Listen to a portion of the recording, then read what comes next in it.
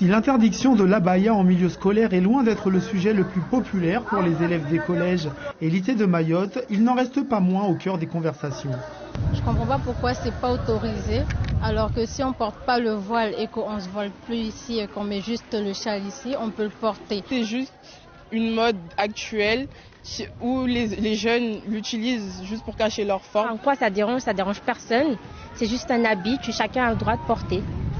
Sur cette terre majoritairement musulmane où s'entremêlent Salouva, Chiromani, Lambawan ou Bugui, il est difficile de distinguer dans les rues de l'île habits religieux et habits traditionnels. Leurs habits sont majoritairement basés sur le fait que les vêtements soient longs, comme celle que je porte actuellement.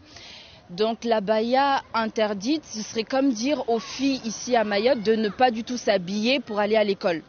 C'est une décision qui me choque parce que personnellement, l'école elle est laïque, donc je ne comprends pas. Quid de l'abaya? Direction Mamoudzou, dans une des boutiques orientales de vêtements pour femmes les plus prisées de la place. L'abaya, c'est ce genre de vêtement qui est toujours manche longue et très ample à porter avec soit son châle ou sinon il y a les modèles simples comme ça, toujours manche longue et très ample sans le châle. Mais vous pouvez toujours le porter avec soit un châle assorti ou un châle ou sans châle en fait.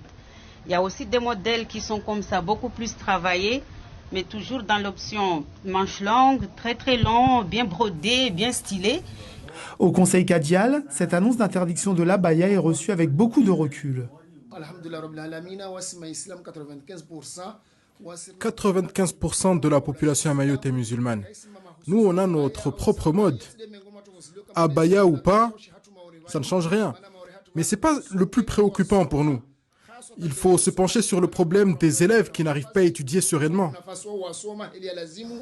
Et côté rectorat, tout en tenant compte du particularisme religieux mahorais, la vigilance est de mise dans le respect du principe de laïcité.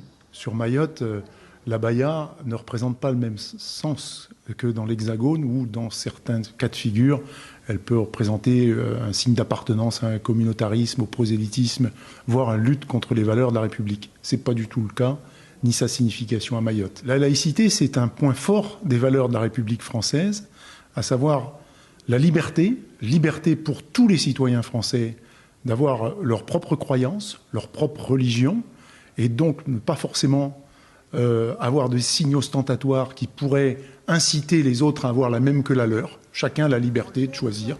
En cette rentrée, les élèves mahorais semblent donc davantage préoccupés par la réussite de leur nouvelle année scolaire mise en danger par la crise de l'eau que par la question de l'abaya.